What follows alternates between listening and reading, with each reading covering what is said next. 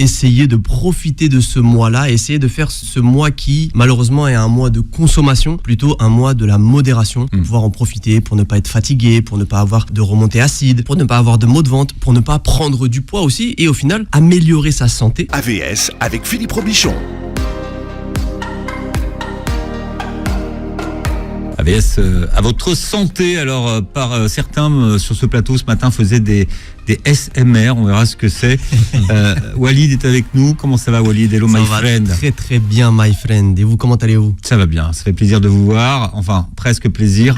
Fondateur de Kevlar Diète, Kevlar avec 2 A. Exactement. C'est quoi MSR? SMR? L'ASMR, c'était les petits bruits qu'on va retrouver dans le micro, peut-être comme ça un peu.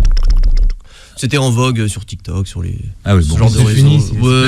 Je comprends que ça m'est échappé. Ouais, non, alors, donc j'ai rien raté. vous avez pas raté grand-chose. Donc champion de France de force athlétique, vous avez accompagné de nombreux athlètes dans leur préparation et j'ai appris de sources généralement bien informées, Walid, pour ne pas le nommer le docteur Alouche, que vous souffriez de musophobie aggravée. On s'était dit que pendant le repas, toutes les informations ne sortaient pas du repas. C'est vrai? Ouais, c'est vrai. Moi je connais le docteur Alouche, il c'est pas du genre à inventer des choses. Et à quoi ça sert d'avoir autant de muscles et d'être musophobe? C'est le talon d'Achille. Chaque athlète, chaque sportif, chaque héros a son talon d'Achille. Ouais. La musophobie pour tout le monde, c'est la peur des souris, des rongeurs, j'aime pas tout ça, des araignées. D'accord. Et souris d'agneau, t'as peur? Non, souris d'agneau, c'est très bon. Ah oui. Je suis content qu'il y en a à ma table. Bien, heureusement vous avez l'arme imparable, Walid. Ah oui, le chat. Le chat. Ah oui, oui, un chat. Et après, il transforme ta souris en souris d'agneau.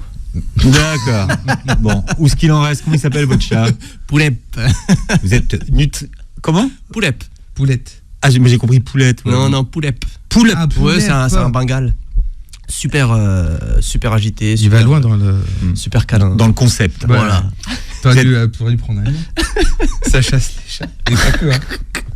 Bien, vous êtes nutritionniste et vous avez fondé Kevlar Diète. Vous proposez plusieurs programmes, dont un qui est consacré au mois du Ramadan. Exactement. Alors, un prix vraiment symbolique. Hein. Ouais, symbolique, 10 € pour vraiment essayer de profiter de ce mois-là, essayer de faire ce mois qui, malheureusement, est un mois de consommation, plutôt un mois de la modération, pour pouvoir en profiter, pour ne pas être fatigué, pour ne pas avoir de remontée acide, pour ne pas avoir de maux de ventre, pour ne pas prendre du poids aussi, et au final, améliorer sa santé et pouvoir profiter pleinement de ce mois-là.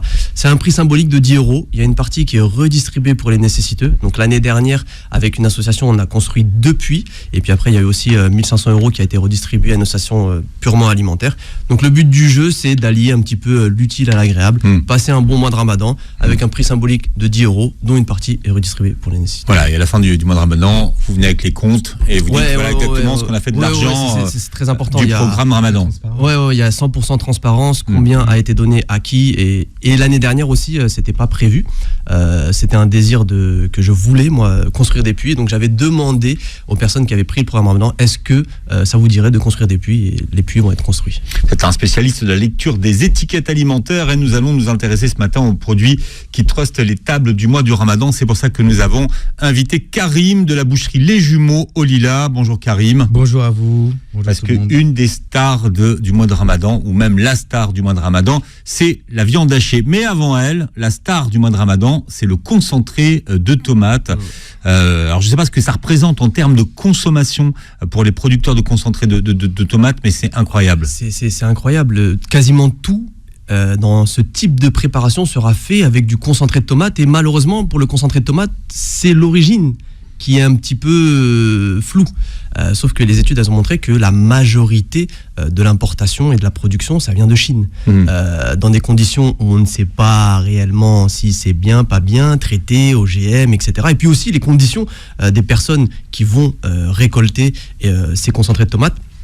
Et on a vu aussi que, sans citer les grandes marques, la majorité des sauces tomates, sauf celles qui disent 100% italienne, qui vient de tel endroit, utilisent ces concentrés de tomates qui viennent de Chine, où on peut se poser des questions sur la qualité. Non pas de dire les Chinois, non, c'est tout simplement que les études elles ont montré que ces concentrés de tomates qui venaient de Chine n'étaient pas d'une super bonne qualité et pouvaient avoir des effets néfastes sur la santé. Alors c'est vrai que pendant le mois du Ramadan, c'est la haute saison du concentré de tomates. Ouais, il y en a beaucoup, notamment dans les soupes.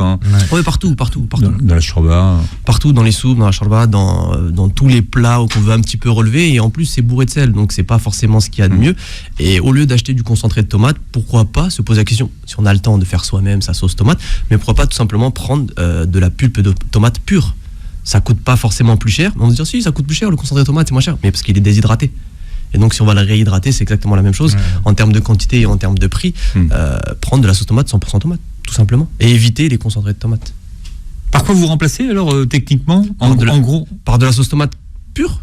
Pas les sauces tomates type arrabbiata, etc., mais de la pulpe de tomate, par exemple, où c'est marqué 100% tomate et il n'y a pas de concentré de tomate. Et là, on est sûr que dans ce produit-là, il y a rien de problématique pour la santé. Il faut regarder la liste des ingrédients. Si c'est marqué 100% tomate, on est bon. Par contre, si on a sauce tomate, concentré, amidon de maïs modifié, etc., là, ça va être un petit peu plus différent. S'orienter vers les produits purs, et il y en a de marques de distributeurs, il y en a de marques italiennes, il y en a pour tout le monde, il y en a des 3 € le kilo, il y en a jusqu'à 15 € le kilo, mais 100% en tomates, de préférence bio, on est bien. On est très bien.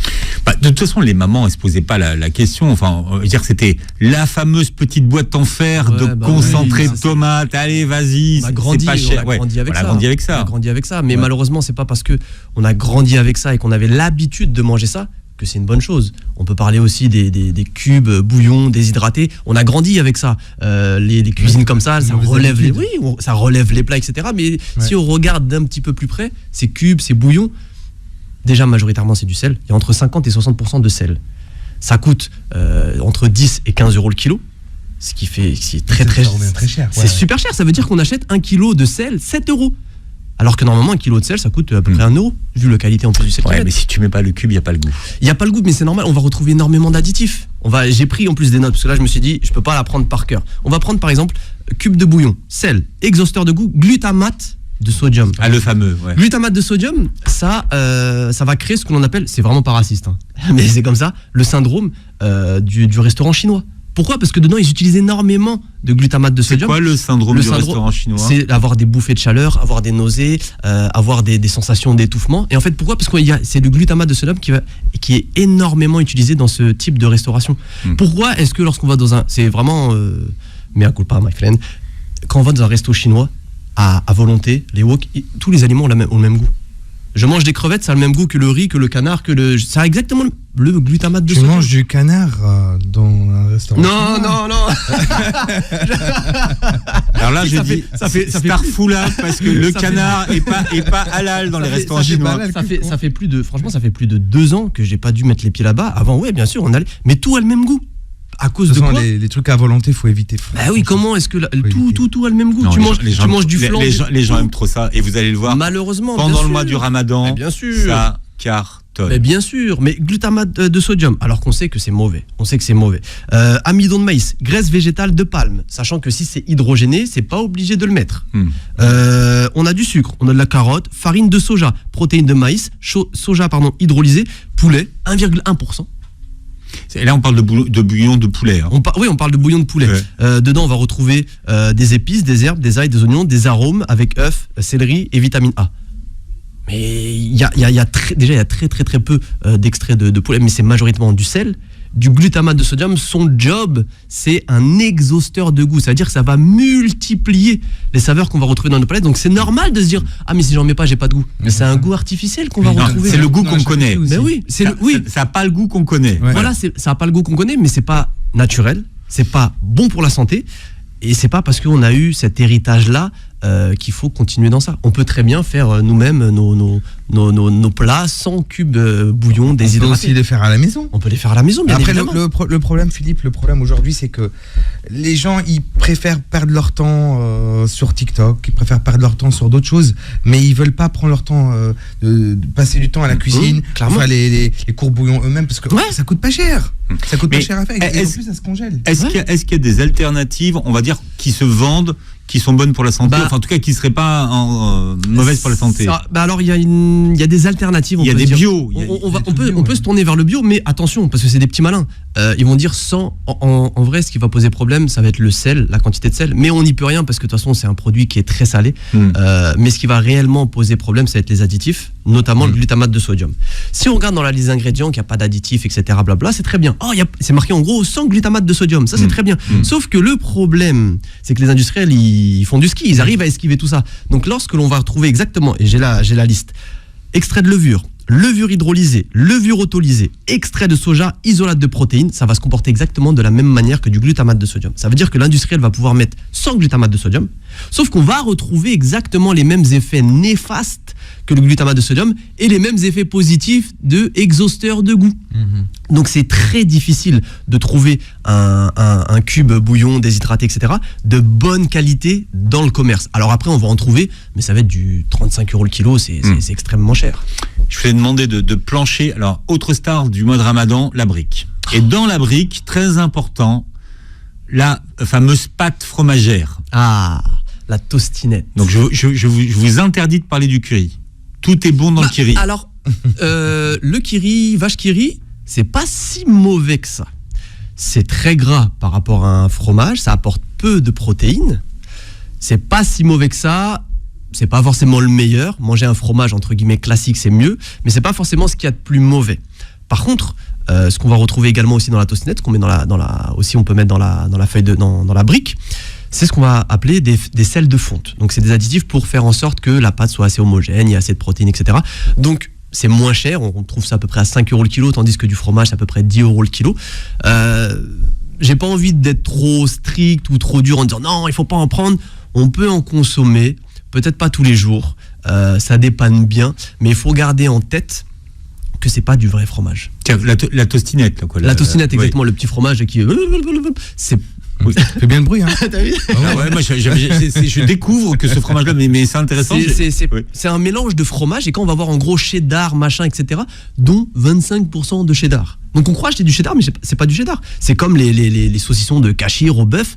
On retourne l'étiquette, il n'y a pas de bœuf dedans, ou c'est poulet, machin. On parlera de la charcuterie tout à l'heure, mais en restant sur les préparations fromagères, donc la tostinette, c'est... Franchement, je vais dire, c'est occasionnellement. Que les enfants aiment bien d'ailleurs, ouais, bah adorent. Oui. Ah bah, bien évidemment, c'est un truc assez marrant, en plus ça fond bien, c'est élastique. Pourquoi c'est élastique ?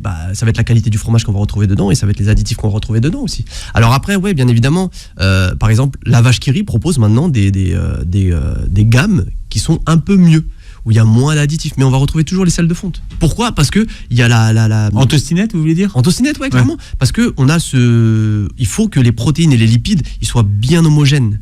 Parce qu'on va pas retrouver, c'est comme si on avait une tostinette, un carré, et puis dans un coin, il y a tout le fromage, tout le machin, et dans l'autre coin, il y a plus rien. Il faut que ça soit homogène, il faut que ça soit beau. Pareil pour la couleur, le vrai cheddar. Tu sais de quelle couleur il est le vrai cheddar, il est pas orange, il est, je crois, comme un peu beige, tu vois. Exactement, un peu, il est très clair. Ouais. Mais sauf que le cheddar pour nous, non, c'est jaune, c'est orange. C'est des colorants qu'ils mettent. Exactement. Ah oui, mais pour moi, le cheddar, ça avait la couleur de ce qu'on mangeait au McDo, sur le cheeseburger. Orange là, absolument pas du tout. Non. Le vrai cheddar, c'est pas ça. En plus, il est assez dur. Hein. Ouais. C'est assez dur, ça s'effrite un peu, enfin c'est très différent. C'est très différent de ce que l'on a l'habitude de consommer. Mois de Ramadan, du mois de la consommation au mois de la modération, on lit les étiquettes des produits stars du Ramadan ce matin avec Kevlar Diète. Kevlar Diète. Et Karine des Jumeaux, ça c'est beaucoup plus facile. Boucher, c'est plus facile. Au lilas. C'est la haute saison également pour la viande hachée. Alors la viande hachée, on n'en mange jamais autant que pendant le mois de Ramadan. On en met partout de la viande hachée. C'est incroyable. La consommation de viande hachée, elle explose. Ouais, elle explose grave. Tu pourras en témoigner. Hein. Bah oui. Tous les plats sont faits avec. On veut faire des briques, des nems, enfin tout. Du hachis, du hachis, des burgers, des gratins, tout, des boulettes, tout. Et malheureusement, il y a la viande hachée qu'on peut retrouver chez son boucher qui est de bonne qualité, si son boucher est de bonne qualité, et la viande hachée qu'on va retrouver dans les supermarchés.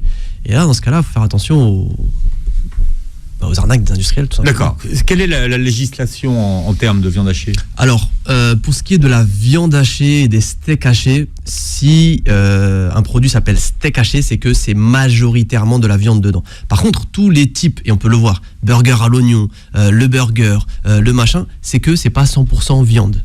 On va retrouver dedans, et j'ai pris la liste, parce que j'ai pas appris par cœur ce genre de choses. Viande bovine, par exemple, si on prend un produit qu'on trouve vraiment partout, sans citer de marque, à 11 € le kilo. On se dit, 11 € le kilo, ça va, c'est pas cher, c'est correct. Ouais. 11 € le kilo, c'est correct. Viande bovine hachée halal, 40%. Donc il y a seulement 40% de viande. Donc il y a plus de la moitié, c'est autre chose. Protéines végétales de soja réhydratées, 24%.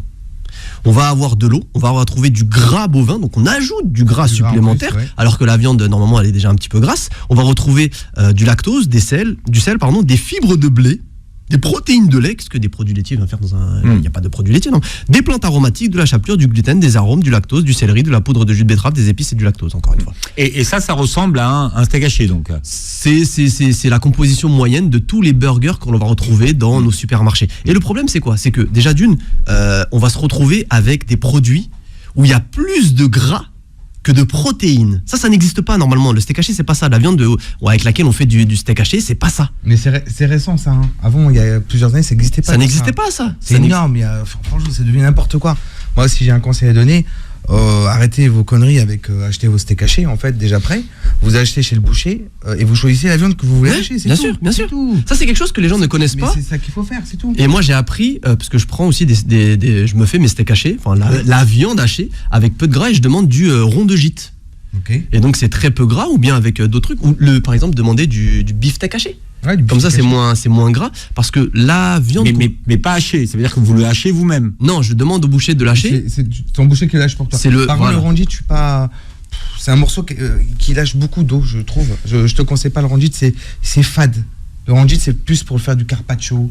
C'est vrai. Comme ça, il y a des bouchers qui font des beefsteaks avec. Bon, je sais pas...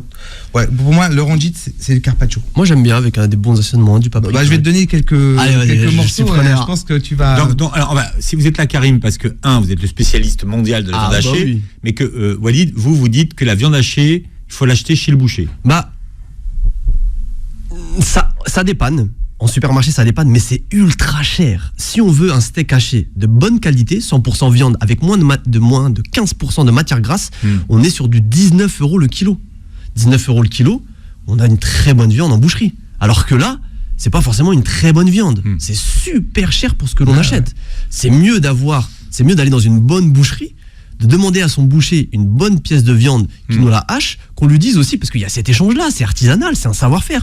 La dernière fois quand j'étais venu, je vais plutôt cuisiner comme ça mon plat, tiens, plutôt je te conseille ça, ou plutôt non, tu devrais prendre telle pièce. Et puis il y a tout ce conseil-là, c'est vraiment ça qui est intéressant. Donc supermarché, ça dépanne. C'est extrêmement cher. 19 € le kilo, c'est très très cher pour ce que c'est. Vous avez l'impression que c'est moins cher? Oui. Ouais. Ah oui, parce que là, le conditionnement, il est fait. On retrouve jamais des boîtes de 1 kg. On retrouve des boîtes de 600, 800 Le consommateur, malheureusement, il faut qu'il se réveille plus qu'avant. En fait, malheureusement, c'est au consommateur aujourd'hui parce qu'on se fait arnaquer dans tous les sens, en fait. Tu vois, donc du coup, c'est au consommateur de se réveiller, d'apprendre, d'aller vers l'information, de chercher à comprendre le pourquoi du comment et de réfléchir un peu plus sérieusement. Voilà, il faut acheter la viande chez le boucher, mais c'est pas parce que tu achètes la viande chez le boucher qu'elle va être bonne. Faut bien sûr. Acheter la viande chez le boucher. Bien sûr. Moi, je suis là. Je suis dans cette émission-là. Je suis très content que vous m'ayez invité. Je peux vous donner quelques conseils. Ah bon? Ah ouais. Alors là, franchement, heureusement que vous êtes venu. Déjà, quelle viande à hacher? Alors, il faut savoir, est-ce qu'on aime la viande à hacher qui est grasse ou pas grasse? Moi, je pense qu'il faut un peu gras parce que sinon c'est sec. Mais bon, ça c'est moi. Alors, dans la psychologie des gens, maintenant, les gens préfèrent des viandes hachées beaucoup plus maigres. Ouais. Pourquoi? Parce qu'ils se disent, voilà, je vais manger des frites, je vais manger ça, je vais manger... Alors, si je fais ça, plus en plus je mets du gras dans la viande hachée, c'est trop. Alors qu'il faut, je pense, un peu plus de gras dans la viande hachée. Mais bon, après, si le client il veut du gras, qu'il prenne par exemple de la basse-côte. La basse-côte, c'est incroyable. Hein. À hacher, c'est incroyable. S'il veut de la viande hachée qui est pas grasse du tout, il peut demander des morceaux de beefsteak qui sont pas gras ou des morceaux qui sont pas très gras. Il faut que chaque client regarde visuellement la viande hachée. Il faut impérativement que le boucher lave ses mains avant. D'accord. Alors arrêtez avec vos histoires de gants, ça me saoule. Depuis le corona, là, tout le monde veut porter des gants. Alors les gants, c'est bien quand le boucher il s'est coupé. Quand il a des micro-fissures sur les mains, mais c'est pourquoi important. Ça sert à rien, Karim, les gants, parce que en fait, ok, moi je vais porter des gants, mais Le client il sait pas, ça se trouve je les ai depuis hier les gants. Ça se trouve ça fait 4 heures, ça se trouve je sais pas, j'ai touché une poubelle, je me suis essuyé le nez, je sais pas comment. C'est vrai que ça c'est un bon repère, moi c'est très rare maintenant, mais quand je dois aller dans une boucherie pour me dépanner, si je vois que le boucher il va acheter son truc, il va toucher sa viande, ensuite il touche mon argent. Là c'est pas bon. Non, moi je t'explique en fait, moi je lave mes mains dans plusieurs cas. Le premier cas, quand le client il veut de la viande hachée, automatiquement je lave mes mains avant. D'accord, parce que j'ai pu toucher une autre ADN, je peux créer des contaminations croisées. Par exemple, j'aurais pu faire une escalope de poulet et après je vais laver mes mains. Je vais pas laver mes mains, je vais la viande hachée tout de suite. Le client est tombe malade. Pourquoi ? En fait, par exemple, quand je vais couper une escalope de poulet, nous par exemple les poulets qu'on fait, on fait la découpe nous-mêmes. C'est-à-dire qu'on a des poulets entiers. Et on fait la découpe nous-mêmes. On n'achète pas les cartons de cuisses de poulet, etc. Du coup, le problème, c'est que le coffre de la volaille, elle contient des matières fécales animales, en fait. D'accord ? Donc, moi, je vais toucher ça. Ensuite, je vais pas laver mes mains, je vais faire la viande hachée. Le client, il peut tomber malade. Bien sûr. Tu vois ce que je veux dire ? Donc, c'est important. Alors, on répétera jamais assez, la viande hachée, c'est fragile. C'est très fragile. On la congèle ou on la congèle pas ? On va chez son boucher, on achète de la viande hachée. Congelable ou pas ? Alors, si vous voulez congeler la viande hachée, pas de souci, on la congèle le jour même, premièrement. Quand on va chez le boucher, on prend un sac isotherme. C'est pas... en fait, le boucher, il est sérieux. On va dire, il est sérieux, votre boucher. Mais si vous n'êtes pas sérieux, vous prenez pas... Il fait très chaud dehors, vous prenez pas de sac isotherme, vous partez comme ça, vous pouvez tomber malade à cause de vous, en fait. Donc, pour congeler, soit vous congelez dans les sacs... zip pour la congélation, soit dans les sacs sous vide, soit nous les sacs qu'on a, ils sont adaptés pour la congélation. Donc il faut congeler en petite quantité, d'accord, trouver le moyen d'enlever le maximum d'air. Et on la laisse combien de temps au congélateur ? Alors donc moi ce que je conseille, Philippe, c'est de mettre un petit peu de sel et du poivre, de mélanger un petit peu, et ensuite on peut congeler la viande. Pourquoi ? Parce qu'on se dit, ah oui, mais quand tu mets au congélateur, les bactéries, elles stoppent. Alors, elles stoppent pas vraiment, les bactéries. Ça ralentit énormément. Elles ralentit énormément. Regarde, si les bactéries stoppent, pourquoi tu peux pas garder plus de 6 mois la viande hachée dans un congélateur ? Donc, c'est pas plus de 6 mois, c'est ça la réponse ? Ouais, pas plus de 6 mois. Pas plus de 6 mois. On congèle pas et voilà. Donc non, à part si ton congélateur, il est, tu sais, les joints ils sont pas abîmés, t'as pas de givre, il est pas rempli à bloc. Tu fais des paquets qui sont fins et petits, pas tu sais des blocs de 3 kilos, et tu mets du sel, du poivre, tu peux congeler ta viande beaucoup plus longtemps. Comment on décongèle la viande hachée ? Uniquement au réfrigérateur. D'accord, je veux pas que vous le mettez dans le micro-ondes ou dehors à température ambiante. Je sais qu'on le fait tous. Je sais que ça fait des années, on n'est pas tombé malade, tant mieux, mais théoriquement, c'est très dangereux de faire ça. Donc, on décongèle la veille pour le lendemain au réfrigérateur. Pourquoi la viande hachée noircit-elle ? Ça peut être la qualité de viande, d'accord ? Ça peut être la qualité d'emballage du boucher. Ça veut dire que les emballages de boucher, vous savez, les trucs en craft, là, comme on dirait du carton, ça fragilise beaucoup la viande. Ça peut être aussi le fait que la viande n'est pas maturée. Nous, je sais qu'on laisse en moins 1 mois de maturation sur chaque produit qu'on vend. Le fait de maturer, l'eau, elle s'évapore. Quand on a une viande trop fraîche, en fait, il y a beaucoup d'eau encore dans la viande. Du coup, c'est pour ça. Ah oui, et ça noircit aussi la viande. Hein. Oui, mais ça c'est important. Et alors les gens n'aiment pas quand ça noircit la viande. On la conserve combien de temps au réfrigérateur ? Théoriquement, dans la journée, même pour vous dire, normalement c'est 4 heures. Pour les professionnels, s'il hache de la viande, il a droit à 4 heures avant de la consommer. Donc c'est pour ça que je dis c'est important de le faire rapidement, quoi. Voilà, on va dire 24 heures. Et puis après, vous vous cassez pas la tête, vous mettez un peu de sel, et puis vous pouvez le conserver 3-4 jours. Est-ce que vous conseillez aux gens de hacher la viande chez eux, ou en fait le fait de la hacher chez eux c'est dangereux ? Non. Parce que le hachoir est dangereux. Non, c'est pas dangereux. Quoique mon frère, tu sais qu'il a perdu quasiment presque un doigt à cause de la machine. Bon, bref. Ça fait un très bon steak, mais... Je vous conseille de hacher vous-même la viande. Alors, il y a 2 manières de hacher. Vous pouvez, si vous êtes un peu plus patient, vous pouvez la hacher au couteau, tout simplement. Au couteau, vraiment doucement. Genre tartare, en fait. Ouais, comme un espèce de tartare, mais ça passe très bien pour faire des briques, etc. Ou alors, vous avez votre petite machine à hacher que vous pouvez nettoyer, désinfecter, enlever tout l'eau, laisser dans votre frigo pour pas que les bactéries se développent, et puis vous hachez à la dernière minute. En fait, si vous faites du dernière minute à chaque fois, La meilleure façon, je pense, c'est de le faire à la maison. Haché minute, Haché minute, ouais, comme on dit. Vous parliez tout à l'heure du cachir et des charcuteries, Walid. C'est tout sauf de la viande. C'est tout sauf de la viande. On va retrouver. J'ai la liste encore une fois. Moi, je me bats pour ça. Hein. Parce que moi, tu sais, je fais de la charcuterie, mais sans additifs. Ah oui. Sans rajout de sel nitrité. Mais les gens, ils s'en foutent. Non, ils s'en fichent, bien sûr. C'est quoi? Combien ça coûte? Ouais, c'est tout, c'est quoi? Parce que ce qu'on va retrouver dans le commerce, c'est quoi? C'est 5 € à peu près le kilo. Mais 5 €. Le cachir? Ouais. Non, des fois c'est plus. Non, j'ai noté. C'est du chir. Je ne citerai pas de nom, mais j'ai vu genre presque 18 € le kilo du jambon de poulet. Alors moi, je vends du jambon de poulet. Ouais. Alors le poulet, il n'est pas élevé dans des enclos. Je sais pas D'ailleurs, il y avait un super reportage avec Stomy Bugsy où il avait fait un reportage avec les poulets. Les poulets, mais ils étaient dans des batteries, dans des machins. Ils se faisaient caca dessus. Mais même après, c'est à se poser la question. Et je parle aussi des œufs, les catégories des œufs. Catégorie 0, catégorie 1, catégorie 2, catégorie 3. Catégorie 3.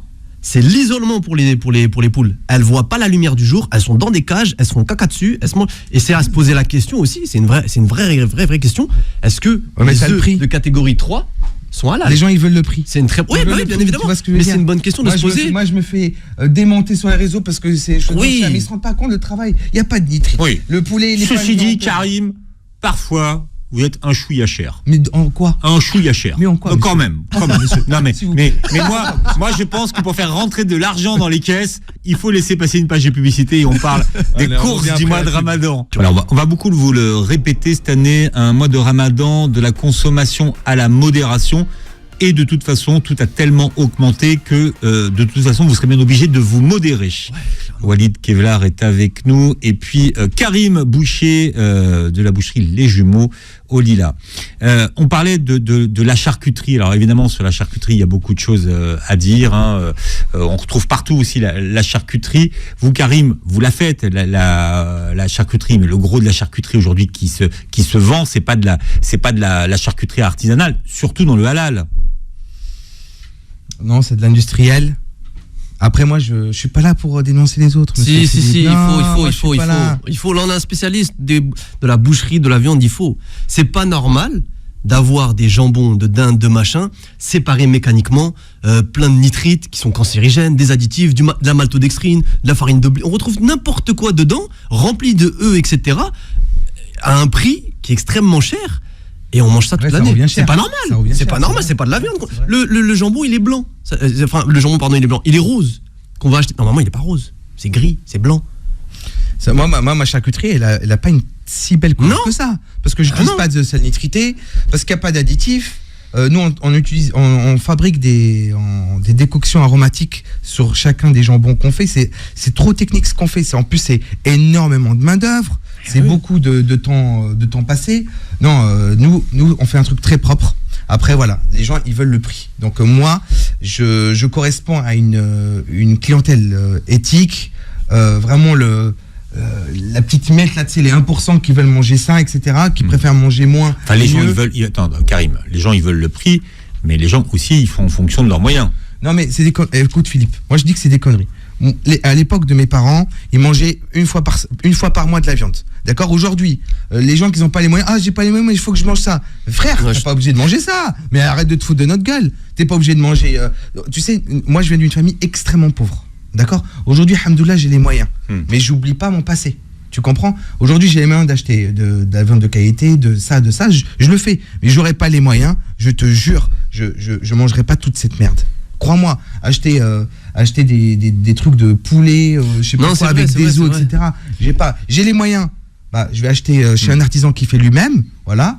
J'ai pas les mains, j'achète pas. Je suis pas marié avec ça. Non, mais les gamins aujourd'hui, ils plébiscitent les nuggets de poulet, bien sûr. Les cordons bleus. Le problème, c'est pas de dire j'ai les moyens ou j'ai pas les moyens. Le problème, c'est que si on regarde un caddie moyen, la part du budget pour les courses, le budget, il a pas trop bougé. C'est à peu près le même, mais le problème, c'est que les prix ont augmenté et qu'on achète très cher des produits qui ne valent pas normalement très cher. Et quand on retrouve, parce qu'encore une fois, l'exemple du steak haché.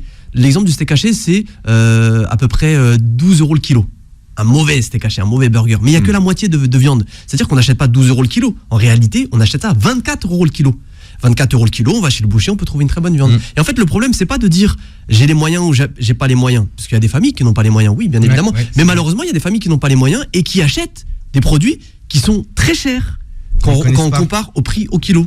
Alors, on avance sur les stars du mois de Ramadan. Les dates, il n'y a pas de problème sur les dates. Alors, les dates, c'est très bon. C'est l'un des meilleurs fruits. Bourré d'antioxydants, de minéraux, c'est un concentré de bonnes choses. Par contre, les dates, on n'en mange pas 10, même si on dit non, c'est... c'est impair. On peut en manger 9. Non, c'est trop. Une date, ça fait quoi? On va prendre une date classique, les déglettes ou les soukaris, les trucs comme ça. On va pas prendre les grosses d'Afrique du Sud. On va prendre les classiques. Une date, c'est à peu près 10 grammes. On enlève le noyau, c'est à peu près 10 grammes. Combien de pourcentage de sucre il y a dedans, tu sais? Non. 65%. Ça veut dire que je vais manger 9 dates. Et c'est quoi comme sucre? C'est du fructose ou c'est il y a un petit peu de saccharose, mais c'est majoritairement du fructose. On va retrouver un petit peu aussi de glucose. Mais en vrai de vrai, je vais en manger 9. La date a fait en moyenne 10 grammes. Donc je vais manger 90 grammes de date. Maintenant, dans les 90 grammes, on a dit à peu près 65%. On tombe à combien? Quasiment 60 grammes de sucre. Je vais manger 60 grammes de sucre. 60 grammes de sucre, tu sais, ça fait combien de morceaux de sucre? Ça fait 12 morceaux de sucre. Ah, c'est beaucoup. Oui, c'est du bon, oui, c'est bon, etc. Mais il ne faut pas abuser. En plus, le problème de la date, je crois que c'est pas l'assimilation, mais c'est avec qu'est-ce que tu vas manger après. Par exemple, tu manges des dates avec des frites et un steak. Oui. Et bien en fait, ça va exploser. C'est l'association que tu fais. C'est ça. C'est la quantité. Parce qu'en soi, les dates, il n'y a rien de mieux. C'est génial. Les dates, ça va apporter du sucre immédiatement disponible pour l'organisme. Ça veut dire que je fais ma rupture de jeûne. J'ai une date. Il y a des nutriments. Enfin, c'est magnifique. Avec de l'eau, c'est génial. Mais pas neuf. Encore moins 11 ou 13. C'est pas neuf. C'est trop. Et pourquoi? Parce qu'on va retrouver 60 grammes de sucre. Avec ça, je vais manger ma je rigolais 9. Mais il y en a. Mais on rigole, mais il y en a qui vont manger 7, par exemple. Parce que je connais très peu de personnes qui s'arrêtent à 3. T'en connais, toi? Moi, je passe pas à 3. C'est vrai, je passe sérieux. Mais c'est très rare. Mais les dates, c'est très bon, c'est magnifique, mais c'est la quantité. Il ne faut pas en abuser. Bon, et certaines dates sont un petit peu pas trafiquées, mais elles sont boostées. Ça n'existait pas avant. Elles sont boostées. Et il faut être très vigilant parce que maintenant ça existe, mais on marche sur la tête. Quand on regarde la liste des ingrédients, on demande date, c'est quoi? Des dates. On se calme, cacahuètes, c'est cacahuètes. Là, les dates, on va retrouver sirop de glucose. La petite pellicule qui brille. Ils vont ajouter du sucre dedans. Ça veut dire que la date, déjà, qui est un produit naturellement sucré, ils vont ajouter du sucre dedans. Et alors, déjà, sur l'aspect santé, c'est pas bon. De deux, le sirop de glucose, ça pèse. Ça a un poids. Ce qui veut dire que le poids au kilo, c'est pas 100% de date que tu achètes. C'est un pourcentage de date plus le pourcentage de sirop de glucose. C'est un antioxydant, en fait, pour conserver mieux la date, je pense. Et en plus, le goût, l'aspect, c'est ce qu'on appelle les qualités organoleptiques. Le goût, l'aspect, texture, etc. Mais c'est déjà très mauvais pour la santé. Parce que déjà, c'est quelque chose de sucré. On va encore ajouter du sucre. Et de deux, c'est une arnaque financière. Le mois de Ramadan, c'est le mois du miel. Alors là, le miel, star des gâteaux. Le miel sous tous ses états. Sauf que le miel, le bon miel, pas le sirop de glucose, comme ils appellent les Anglais, modifié, the golden syrup. Il y en a qui achètent the golden syrup. Je le refais encore? Vas-y. The golden. Vous êtes sûr que c'est les Anglais qui disent ça ou c'est votre voisin qui fait des rêves? C'est ça la nuit. Il rêve de choses. My friend. Ils utilisent beaucoup ça en pâtisserie. D'ailleurs, il y a une super série sur Netflix, c'est Nadia in the Kitchen, je crois. Et fait trop l'accent, je te jure. Et elle fait des super pâtisseries. On doit lui faire une émission en anglais. Et elle utilise le the golden syrup. Et bref. Il y en a qui croient que c'est du miel. Le pot, là, transparent, ça a l'aspect du sirop de glucose. Quand on regarde aussi les miels, il faut regarder la liste des ingrédients. Il n'y a pas de miel dedans, c'est ça que vous voulez dire? Dans le sirop, non. Dans celui-ci, non. Et pourtant, qu'est-ce qui se passe? Ils le vendent quasiment au même prix que le miel. Soi-disant qu'il est plus facile d'usage pour la pâtisserie. Pour la pâtisserie, pour la pâtisserie, c'est vrai. C'est plus facile à travailler. Oui, c'est vrai. Mais c'est pas du miel. Il faut prendre conscience que c'est pas du miel. Ça n'a pas les mêmes effets sur la santé que le miel. Et c'est pas le même prix que le miel. Donc il ne faut pas se faire avoir. Et pareil sur le miel, il y en a des très bons, il y en a des très chers, il y en a des plus accessibles, mais il faut voir aussi l'origine. Parce qu'ils sont, on va dire oui, voilà, quand c'est les normes européennes, mélange de miel, Union européenne et hors Union européenne. Ça vient d'où alors? Il faut que ce soit clair, quelle est l'origine. Alors après, c'est pas pour dire si c'est des miels, parce qu'il y a de très bons miels de Bulgarie, il y en a de très bons aussi du Pakistan, il y en a de très bons du Yémen, il y en a des très bons. Mais il faut savoir d'où ça vient. C'est comme les concentrés de tomates. La tomate, on ne sait pas d'où elle vient. Votre conseil sur le miel? Déjà, choisir un miel qui est 100% miel. Déjà, ça, la première des choses, on regarde les ingrédients. On regarde aussi, si possible, on peut prendre du bio, ça peut être intéressant. Et après, tout simplement, de demander aussi l'avis à des vrais artisans. Il y a de très bons, et on le retrouve pas en supermarché, le miel du Yémen, de jujubier, c'est excellent. Après, c'est pas pour la pâtisserie. Pour la pâtisserie, on peut prendre celui de lune de miel parce qu'on va pas prendre les bienfaits du miel. Mais si on veut le déguster, si on veut prendre une cuillère de miel dans une eau un peu chaude, pas trop, parce que sinon ça désactive les bienfaits du miel, vaut mieux acheter un miel cher, mais de bonne qualité. Alors, autre star du mois de Ramadan, la feuille de brique et la brique en général. Je vous ai envoyé enquêter sur les briques. Walid? La feuille de brique n'est pas si mauvaise que ça. En soi, la feuille de brique, elle est pas mauvaise. C'est de la farine de blé. Après, il faut faire attention en regardant encore une fois la liste des ingrédients. Est-ce qu'il y a des additifs, etc. Mais la feuille de brique, c'est pas mauvais en soi. Ce qui va être mauvais, c'est la qualité de la viande hachée qu'on va mettre dedans, la farce qu'on va mettre dedans, mais c'est surtout son mode de cuisson. Son mode de cuisson, si je viens, je fais des fritures, c'est super bon. Moi, c'est la base. Bah oui, c'est super bon, c'est super bon. Non, on va être sérieux, Walid, 5 minutes. C'est super bon. Les briques, c'est frit. C'est super bon, c'est frit. Ça veut dire que ma farce, c'est comme si je mettais une éponge dans un bac d'eau. Elle va se gorger de l'eau. Et là, c'est exactement la même chose avec la brique. Elle va se gorger d'huile, ce qui fait qu'une brique en soi n'est pas mauvaise. La feuille de brique, la brique, c'est pas mauvais en soi. C'est son mode de cuisson. On va retrouver énormément d'huile dedans. Et un truc tout bête, on pèse avant de la cuisson, on pèse sa brique, on la met, on fait frire et on la repèse après derrière. On va gagner facile 50 voire 60 grammes. 50 voire 60 grammes, mais ça vient d'où? De l'huile. 50 fois 60 grammes. Il y a 9 calories pour 10 grammes d'huile. On se retrouve avec 60 grammes de lipides. C'est énorme. C'est énorme, 60 grammes de lipides. On est quasiment à 500 calories.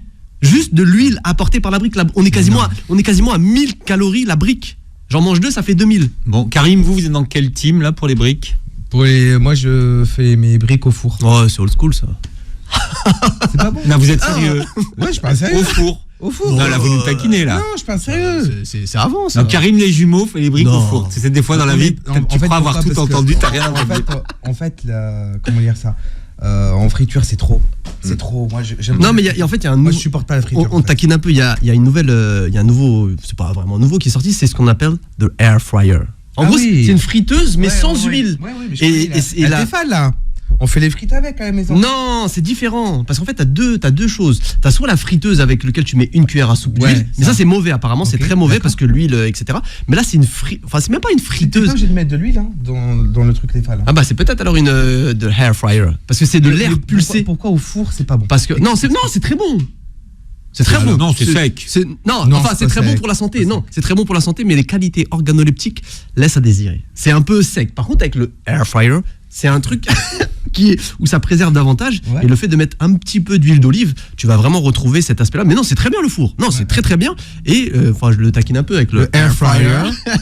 C'est génial parce que c'est plus rapide, il n'y a pas d'odeur et la cuisson est plus homogène et il y a un meilleur rendu. Mais c'est génial les culés au four. C'est génial. La prochaine, je vais faire des briques sous vide. Cuite à l'eau. Et le pire, c'est qu'il va le faire et que ça va pas être bon. Mais quand même, il va le faire. Bien sûr que ça va pas être bon. On rigole, mais c'est une très bonne technique, ça. Parce on va les tester sur Benzema. On va les tester sur Benzema. Non, je parlais pas de la cuisson à l'eau. C'est pas une très bonne. Enfin, la technique. Non, mais au four, c'est très bien. La cuisson à l'eau au sous vide, c'est incroyable. Pas pour les briques. Ah ouais, non, pour les autres, c'est incroyable. Mais non, les briques, si la personne qui nous écoute, my friend, si tu veux manger des briques tous les jours, fais-les au four ou bien à l'air fryer. Il a dit au four pour me faire plaisir. Non, parce que moi aussi avant, en 98, je faisais au four. Mais c'est très bien. Mais mange pas des briques tous les jours pleines d'huile. C'est mauvais pour ta santé. On prépare le mois de Ramadan sur Beurre FM. Merci Karim. Boucherie Les Jumeaux au Lila pendant tout le Ramadan. Walid, vous serez avec nous, vous nous accompagnerez. Vous réécouterez l'émission en podcast sur Beurre FM et vous verrez cette vidéo sur la chaîne YouTube. Merci et très belle journée santé sur Beurre FM.